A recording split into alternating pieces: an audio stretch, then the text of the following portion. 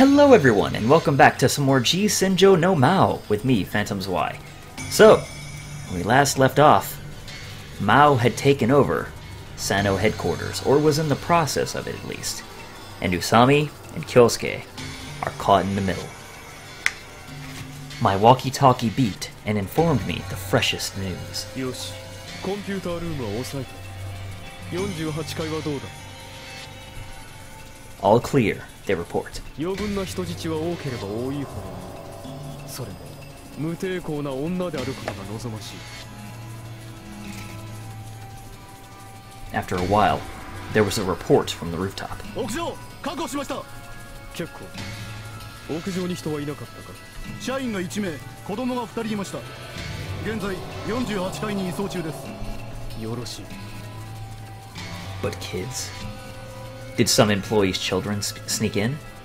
Either way, they'll make for good hostages. He has no idea.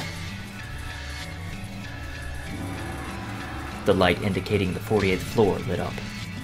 Urged by guns, we stepped off the elevator. We were greeted by a wide office, divided into partitions. A bunch of men and women had been rounded up near the window. There was a man with a gun looking down at them. The foreigners who had brought us down prompted us to join the herd of people. Y whispered as he walked behind me.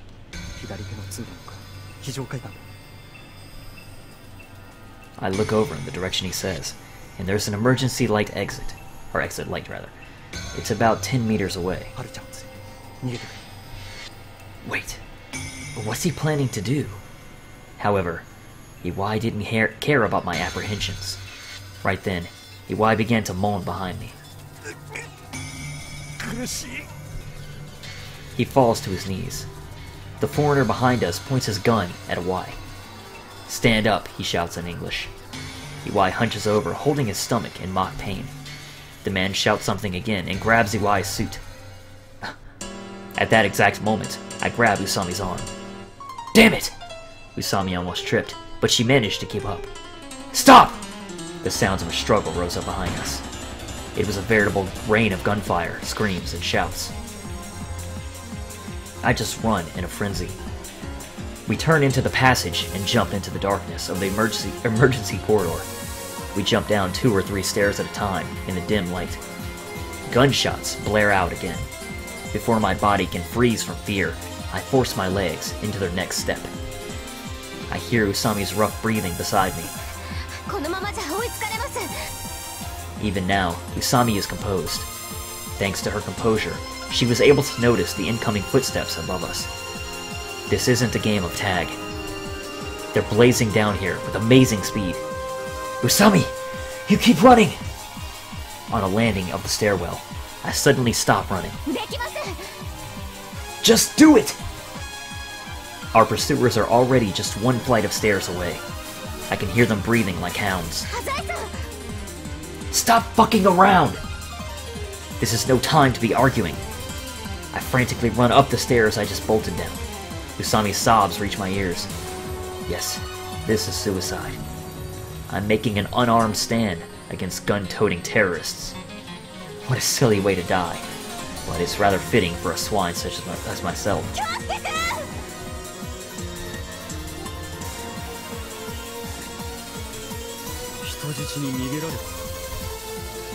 Apparently, the 2 kids from before had run off.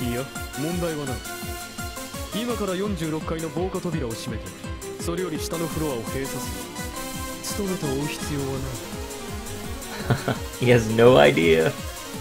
We'll take complete control over the remaining top floors. We had wanted to take as many hostages as possible, but losing 1 or 2 won't hinder our plans.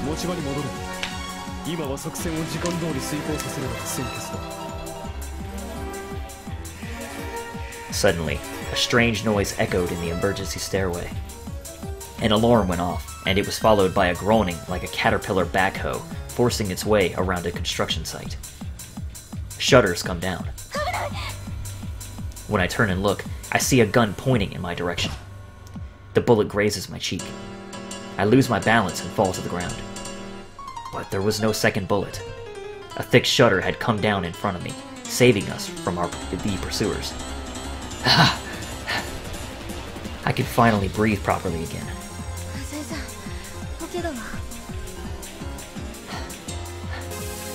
I'm fine. I have no idea what just happened, but I managed to escape death by a hair's breadth. My limbs freeze, then start shaking.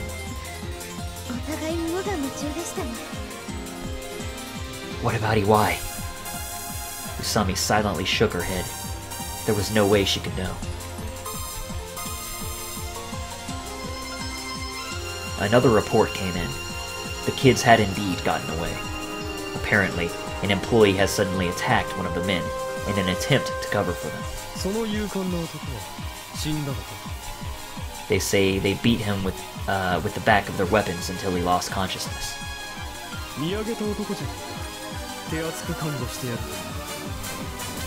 Now, I wonder how things are going on the outside.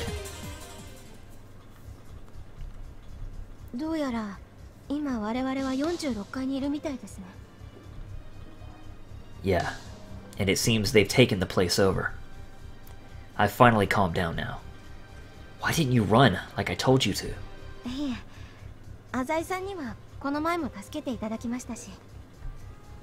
What, the thing with Tokita? I was just frantic in the heat of the moment. Next time, you'd better listen to what I say. For now, let's just get out of this building. There's nothing we can do for him now. I spoke without hesitation. It's not like we can just barge in there and save him. What do you think he sacrificed himself for anyway? But what? Are you that indebted to him?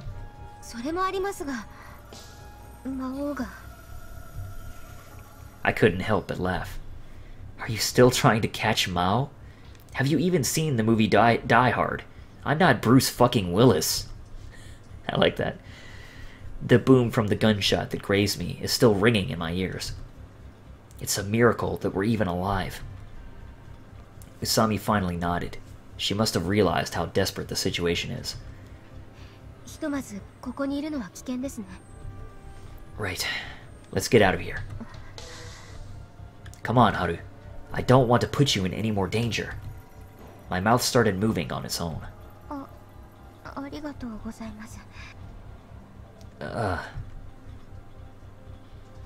It's like a curse. Anyone with their head on straight would want to run away in this situation.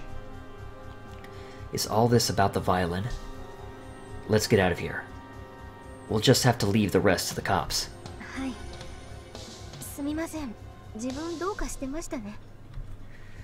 I gently put my hand on Usami's shoulder.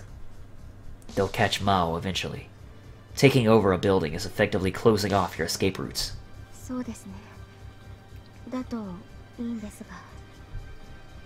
She looked like a hurt little girl. Let's go home and listen to some classical music. There was a clamor coming from the lower floors. Screams of "Run! The elevator isn't working!" and the like filled the air. I take that to mean the people on the lower floors have been made aware of the uproar on the higher floors. Looks like we might be able to get out of here.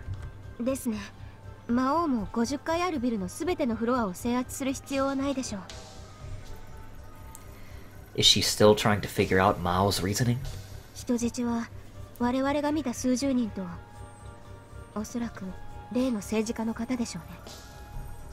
Right. Let's watch the news about it from home. I take Usami's hand and go down the stairs one by one.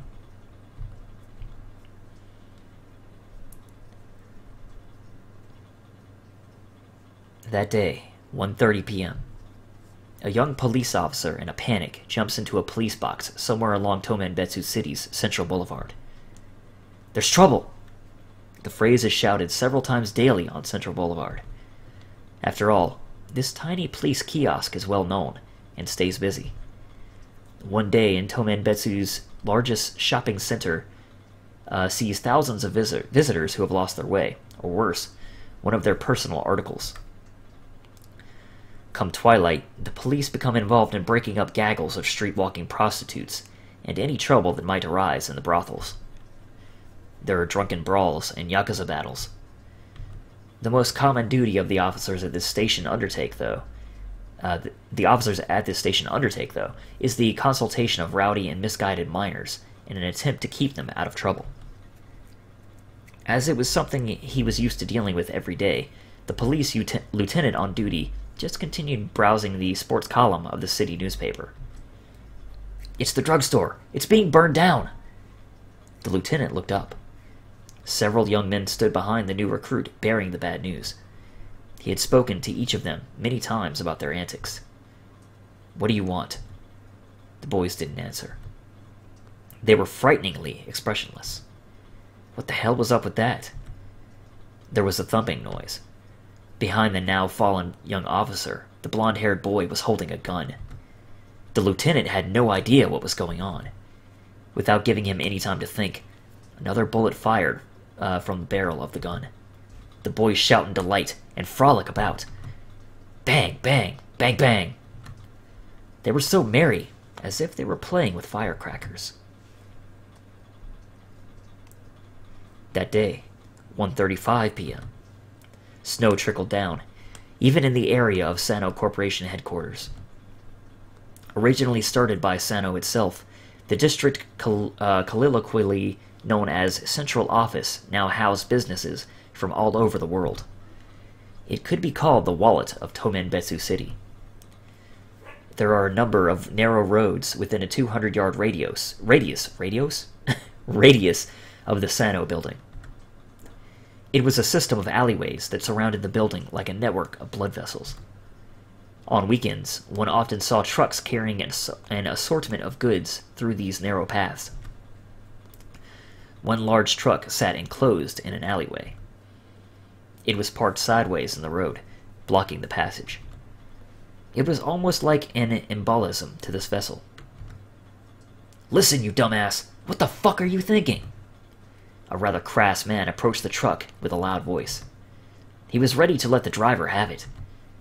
But for whatever odd reason, the driver was dressed in a military garb. We finished blockading the entire north section. He muttered something strange into his walkie-talkie. "Who the hell are you?" The crass man's voice turned inside out for good reason, as the driver had just put his finger on the trigger of a gun. By the time the man had even begun to try to escape, it was too late. "Is it the military?" "No, this guy is much too insane for..." That day, 2:30 p.m. A captain of the 3rd Squad of the Tokyo Police Guard Division was anxious over the fact that regular reports from one of his teams had stopped coming in. Normally, security police are only put on Secret Service duty for politicians around election time. But when the person in question is Imagawa Suneo, things are different. Imagawa had been very ardent recently in his proposals of pro-US policies. Consequently, this earned him the ire of not only the opposing party, but also the radical extremists within the country. Worried over the threat letters and prank phone calls he was getting nearly every day, he requested protection from the Tokyo police. What could have happened? As the bodyguards for the most important government officials, the SP are picked from among the most talented police cadets. Their skills in both firearms and hand-to-hand combat exceed those of normal men in uniform. So for them to go down without even having time to call for help was almost unthinkable. Unease was attacking the police captain in his patrol car when he heard a loud roar. However, it did not come from the building. It came from the direction of Central Boulevard. Upon inspection, it seemed there had been a fire, as black smoke was rising into the sky. There were multiple columns of smoke. Did a gas station ignite or something? People started pouring from the building entrance. They had panicked looks in their eyes. They came out carrying nothing but the clothes on their backs. Apparently, there were people who had fallen and were being trampled underfoot, as you could hear their screams and roars coming from the inside. What's going on here? The moment the officer stepped out of his car, it happened. Rat-tat-tat-tat-tat-tat. The sound of unfamiliar gunfire tore through the area. The guns officially issued to police officers, such as himself, could not make the rapid noises he was hearing. People fell to the ground like mosquitoes, and the screams grew even more wild. The officer was quick to contact the local police station. However, even after some time, there was no response. The only explanation that he could come up with was that the police were fully mobilized in a state of emergency. He heard the rat-ta-ta-ta sound once more. Superimposed on it was the calm voice that seemed to stand out against the ongoing pandemonium. Konnichiwa. A young man walked just a step in front of the two machine gun toting men. He leaned over and snatched the walkie-talkie from the officer.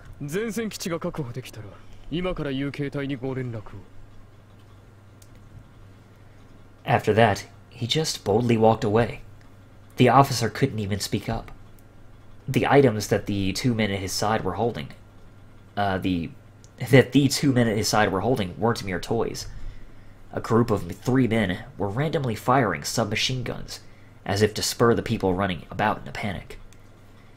Blankets of black smoke covered the sky. The screams and cries reverberated without end. Before his very eyes, the sort of Middle Eastern riot that you might see on television was unfolding in all its horror. And the very next moment, a muzzle was pointed at his face. Azai-san. We mixed in the large crowd of people trying to escape the building. The employees scrambled for the stairs, not giving a care about anyone else. A good number of people fell and were trampled. We searched for an exit like a pack of refugees. Azai-san, これは... When we reached the outside at last, we took in a breath of fresh air. It was only then that we understood. Usami. We had thought that as long as we made it out of the building, we'd be safe. はい。予想の斜め上を行かれました。 This wasn't just a takeover of the Sano Corporation building. The sound of screaming meshed with the rattle of submachine gun fire. As it turned out, nowhere was safe. People were being mowed down mercilessly in waves. Flesh and blood scattered about everywhere. The evil sounds were incessant. The screaming, gunfire, and crashing noises continued unabated. I had no idea that air could smell this scorched. And there was so much fire that you couldn't even tell what was burning anymore. The distant sky was misted in smoke. ひとまずどこかに身を隠しましょう。 As reality broke down around me, I did as Usami suggested and headed for a nearby alley. Just as we were about to get to the alley, a patrol car showed up. It stopped on the shoulder of the road, siren blaring. The police. The thought of the power of the state getting involved left me with a transient feeling of relief. 逃げましょう。 She pulled at my arm. A dozen boys holding iron pipes suddenly came out of hiding. They bashed on the windshield and hood, and when the officer stepped out of the car, they changed their target to his head. You've got to be kidding me! These children didn't hesitate for a second with the violence they were inflicting. азai-san, 早く! More mayhem awaited us in the alley we ran into. Normally, it would just be a narrow little space where the homeless settled down for a bit. But now, several men were having their way with the woman. I guess the one laying down to the side was having a fit with someone that had just finished with her. Suddenly, I heard the sound of glass breaking from above, and a person fell from the sky. He was a man that looked to be Yakuza, but he was covered in blood and foaming at the mouth. A kid with dyed red hair finished him off with a piece of lumber. Someone pointed at us. Excuse me. Kill him! Rape him! They yelled as they closed in on us, laughing. I took Usami's hand and ran. The reality of what was going on around me gradually started to sink in. It was like those anti-Japanese demonstrations in the other parts of Asia that you see on TV. Central Boulevard had been transformed into a frenzy of violence. After breaking the window of a restaurant, a group of boys had crowded around the register and scattered the money all about. A sports car drove through the crowd, taking free rein over the usually congested streets. On the sidewalk, a middle-aged businessman was being ganged up on and murdered. Graffiti of the sort you'd find in a public bathroom was sprawled across a police box. That only drove home the point that we can't expect anything from the police. クーデターって言うんですかね。 I don't think so. This is too vulgar to be an uprising or revolt, and too indiscriminate to be terrorism. This is hell. Usami nodded. Maou, the devil, had brought hell to earth.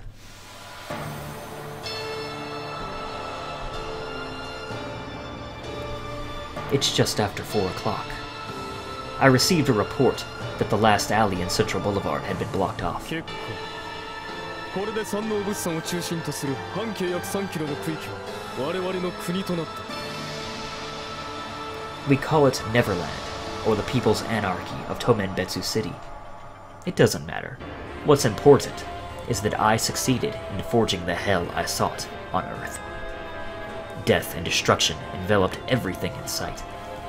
I spent many a year plotting in order to bring about this lawlessness. Central Boulevard has an eye on 40 different entrances and exits. And at the moment, each one of them is being controlled by the children I brought up so dearly. According to my preliminary calculations, the roads themselves would only take about 10 minutes. The plan was to take a few freight trucks we had stolen prior and drive them into buildings, effectively creating a barricade to stop up the alleys. In addition to that, we also piled up sandbags to fill up any empty space between the buildings and the trucks, and to top it off, we decided to put up a barbed wire fence around it, a fence which, with that last report, has now been finished. The idea was to coordinate all of this with the takeover of the Sano building and the abduction of Imagawa, a member of the National Diet. よくやってくれた。みんなで力を合わせて国を守ろう。 I responded gently to the child. I made sure he understood that this plan was not just a thing of fairy tales. As long as you had the proper know-how, you were sufficiently warped, anyone could pull it off. The cell phone rang. It was from a number associated with the police. I guess it's time for the police to face the brilliant music as well. こんにちは。あなたは本件の責任者から？ There was no need for a voice changer. Regardless of which machine or algorithm you use, police technology has evolved enough to identify your voice print. Now, Tokita.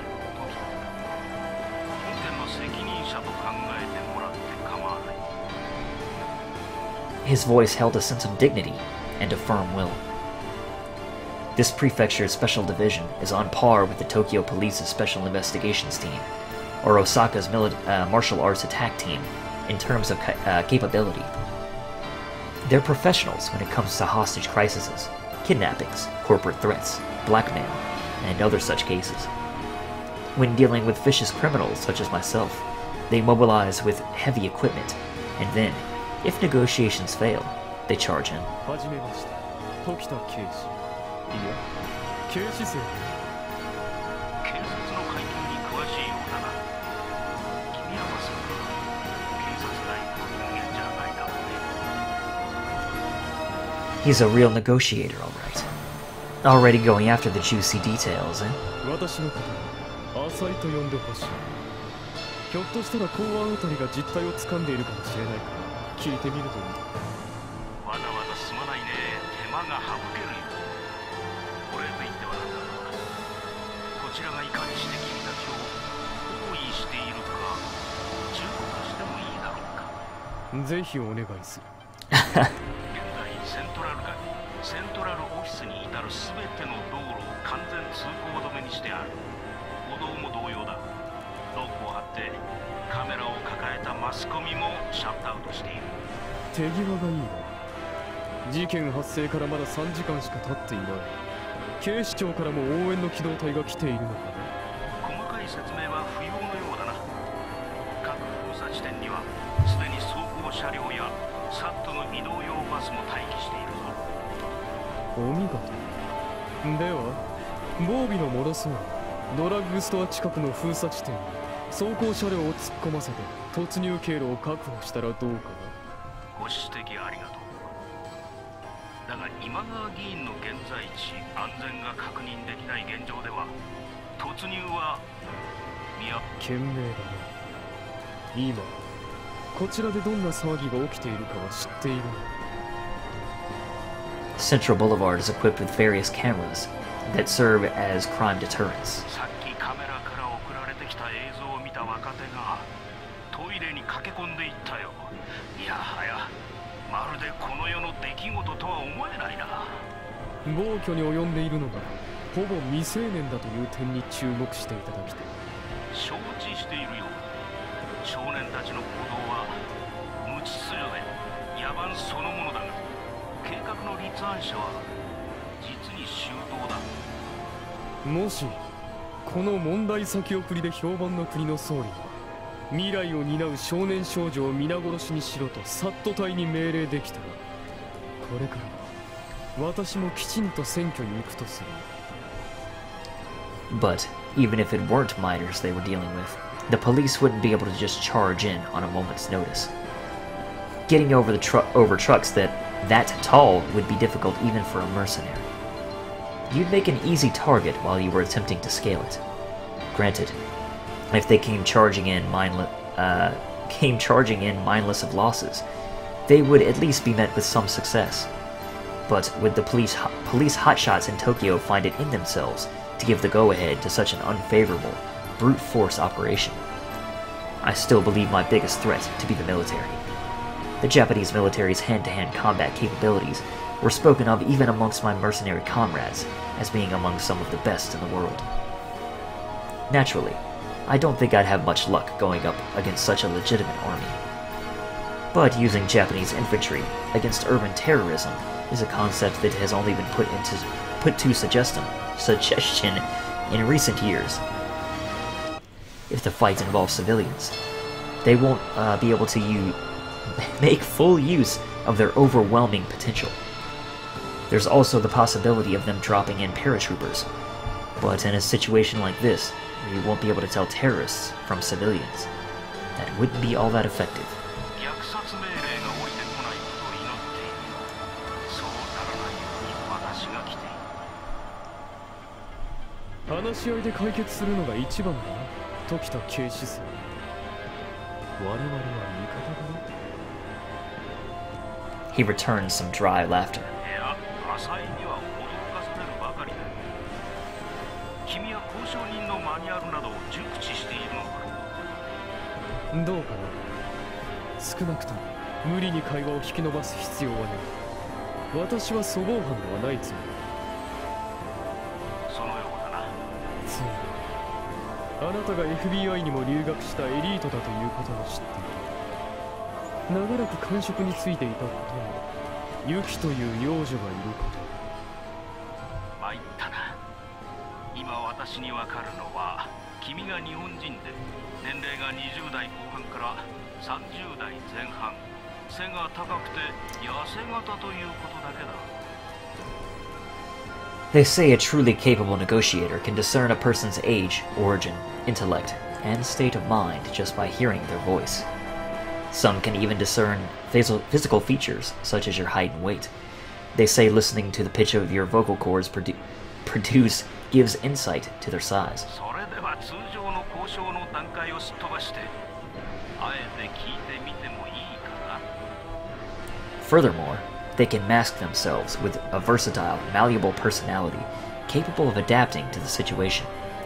However, he must have figured that continuing with that charade would be pointless against me. 要求は何だ。 His words contained no trace of his previous tender attitude. Senior Superintendent Tokita removed his mask and laid his hostility bare.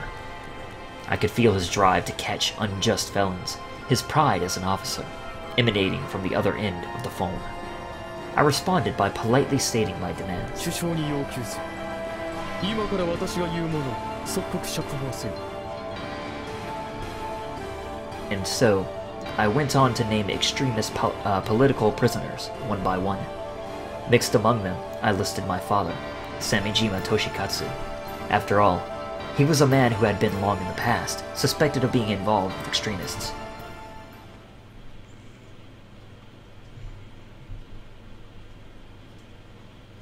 Tiles had been upturned here and there along the path we walked. Splinters of glass were scattered about. Streetlights were bent over crooked, and were on the verge of falling over at any moment. The shopping district was less than a shadow of its former self. How are things on your end, Usami? We hid behind a wrecked car as we searched for some form of some form of escape. The main exit out of Central Boulevard was blocked by a huge bus. Sandbags were piled further on top of it, blocking any view of the outside world. Occasionally, we heard sirens of ambulances and police cars from beyond the blockade. Men in uniform and young boys fired off their pistols and machine guns, almost like a warning to those outside. The pandemonium all around us had shown no signs of abating. Hip-hop fashion boys were chasing around the poor, unfortunate souls that had been left behind. There were women among them too? Women, I guess they meant. Each one carried either a pipe or gun. Huh? Were you talking to me? My eardrums had already been saturated with the noise from the hell around us. The sound of smashing concrete. The sounds of screams and gunfire. Piercing shrieks. Dashing and running. Fighting. Cries of death. Hey you! That's why we didn't notice the voices stealing up on our backs. Usami yanked my arm. We ran our hardest. We passed under the crooked streetlight and dove under a gasoline pump covered in soot. Jeers and whistles assaulted us from various directions. Usami's exhaustion was made clear by her face. I probably looked just as pathetic. As I panted, I felt something sour creeping up my throat. After jumping into a cafe with all its windows busted, we finally were able to turn around. A disheveled man was closing in on us with a nasty grin. She's right. Running into a building with only one exit isn't going to do us any good. Feeling a bit dizzy from lack of oxygen, I kicked my legs into action once again, crossing over the floor covered in shattered glass. Over there! My feet responded in kind with noisy footsteps. After getting back on the road, I still could not afford to rest my legs. I crossed the street, jumping over an open manhole in the process. Manhole! I passed an elderly man's corpse and a broken vending machine along the way. But in the end, this was all a hopeless escape. No matter where or how far we ran, mobs of people would be there to greet us at every turn.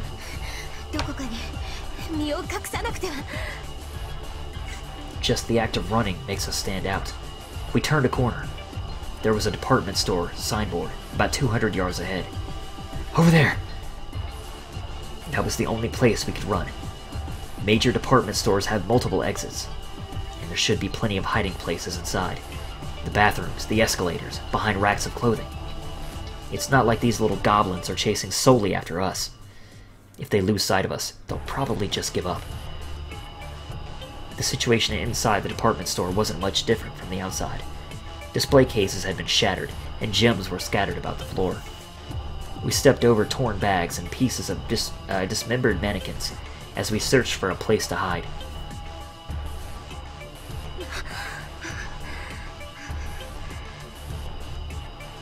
We're on the second floor.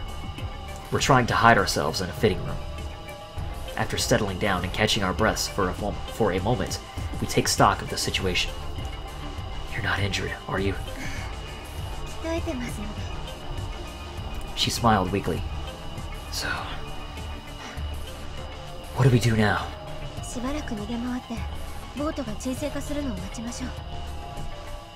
Will it, you think?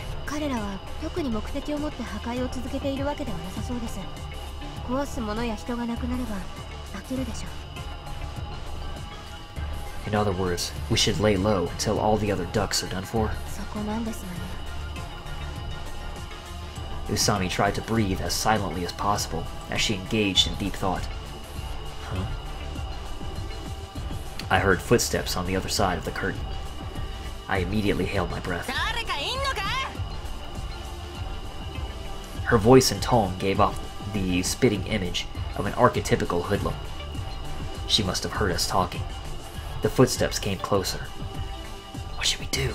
I asked Usami with my eyes.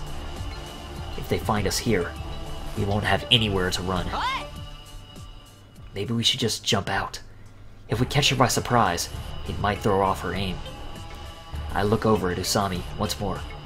For some reason, even in this dire situation, the sensations of our night together resurface in my mind. I know what I have to do. No matter what it takes, I'm going to protect this woman. I ready myself to pounce the moment the curtain opens. Alright, sorry about the sudden cut there. Basically, I kind of have to explain this because suddenly Usami's top was lifted up. What happened is that Usami grabbed his hand and started making him grope her, and they pretended like he was taking advantage of her. So she was screaming, and the girl peeked through the curtain and was like, oh, it's just a guy, you know, one of us taking advantage of a girl. So, you know, she peeked in, he told her to fuck off, she went away, and so that threw them off. So sorry about that. No warning for me either. I had no idea it was going to happen. So, let's continue. Looks like we got through that one.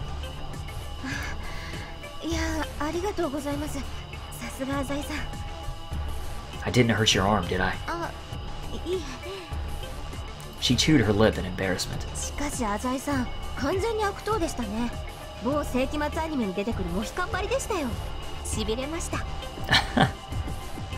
You really like that show, huh? I'm surprised she can still make jokes in this situation.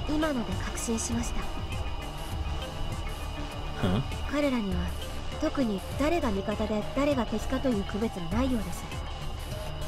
Indeed. They're all dressed pretty casually, and they aren't wearing any accessories or anything to identify each other.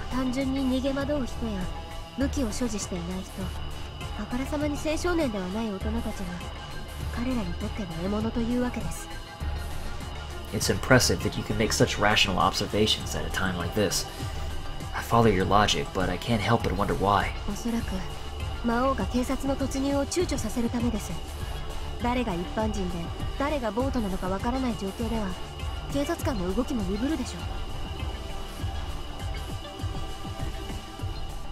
Yeah, I guess. But none of that really matters now. All we need to do is make it out of this hellhole alive. Well, at least things are looking up. We look like kids and all, so we should be able to get through just by laying low. She didn't look fully convinced.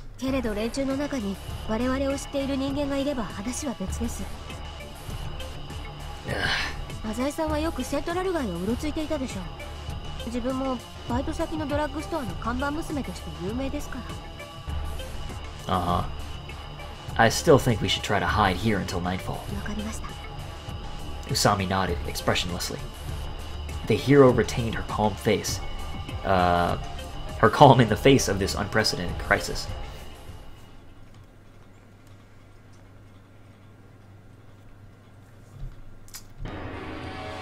We'll do one more scene.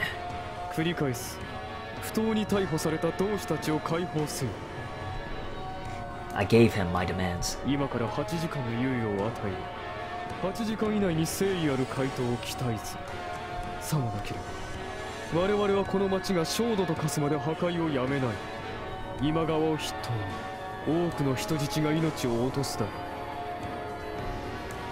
At first glance, it may seem a tad silly to bring up hostages when hundreds of people have already died in the chaos along Central Boulevard, but that is not the case.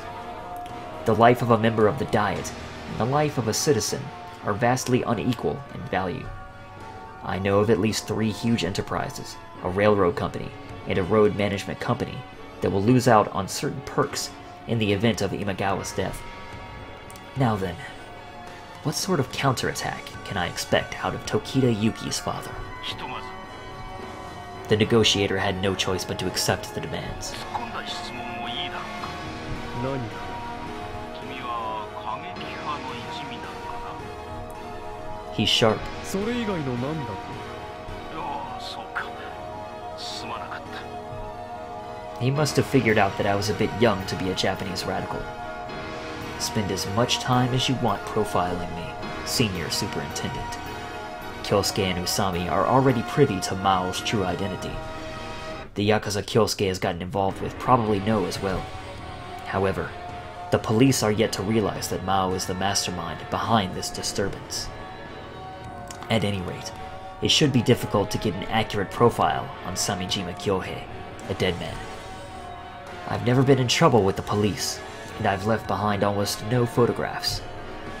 Even when I was playing those games with Usami, I took utmost care to leave no evidence. 8 more hours. There will be a few extensions, naturally, but my goal is in sight regardless. Senior Superintendent Tokita added to the conversation. しかし要求の達成は限りなく難しいと君。ピザを差し入れろというのとはわけが違うからそう、囚人の釈放は私はもちろん警察で対応できる要求ではない。だから首相を出せと言ったんだ。内閣総理大臣以下関係閣僚を招集して即刻会議にかける。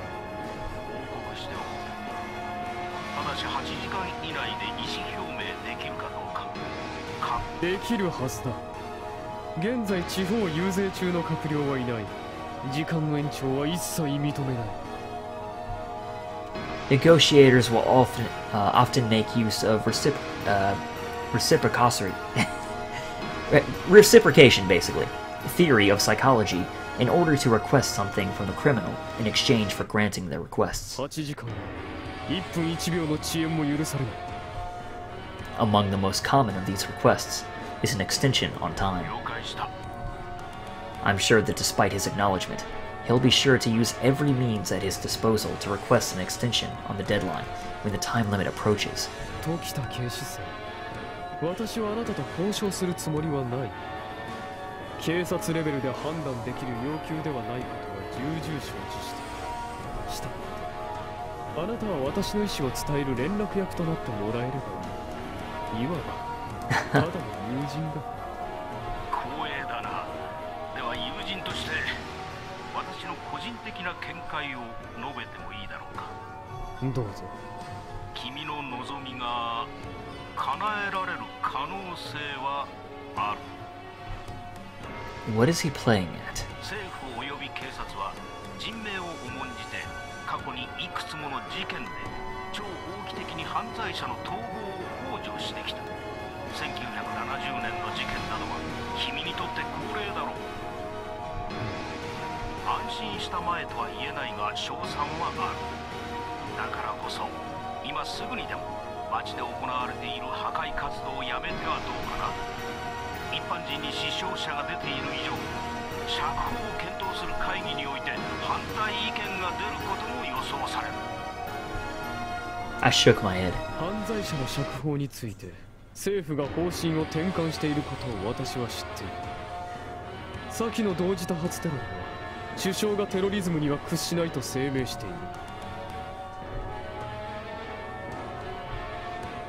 もはや時代が違うのは承知している。 I brush off all emotions. だからこそ私は前例のない規模でのテロを敢行しているのではないか。 No standard hostage case would press the leaders of the nation to stand up and take responsibility, or even extra-legal measures, for that matter. Criticism, both domestic and from abroad, has molded the government's new hard-headed stance. 飛行機をハイジャックする程度では貴様らの目が覚めんと思ったからこそこの地獄絵を描いたのだ。 Give me back my father! Why the death penalty? He's just a prisoner.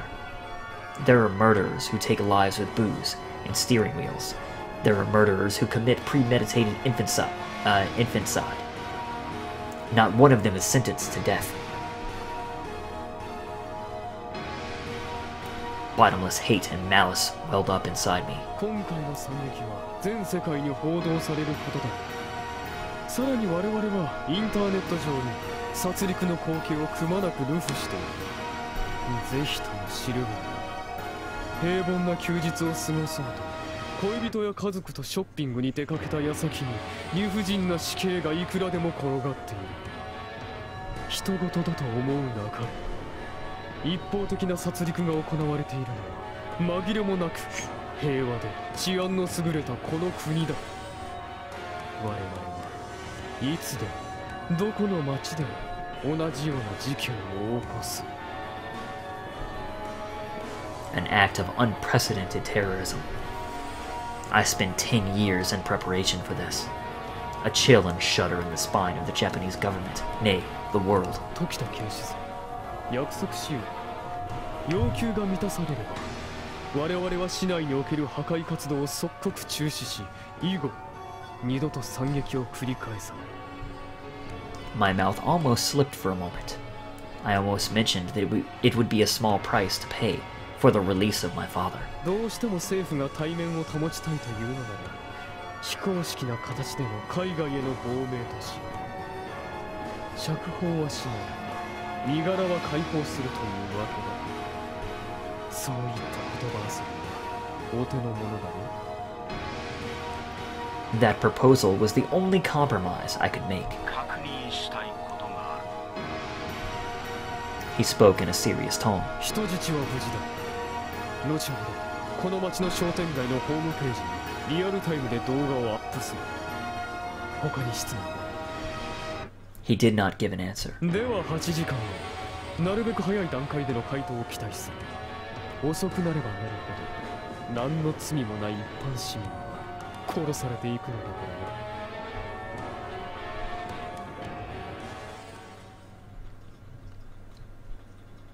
らな。 Intense, no? Alright, and that is where we're going to end today's episode. So, as always, thank you guys for watching, and I will see you all next time.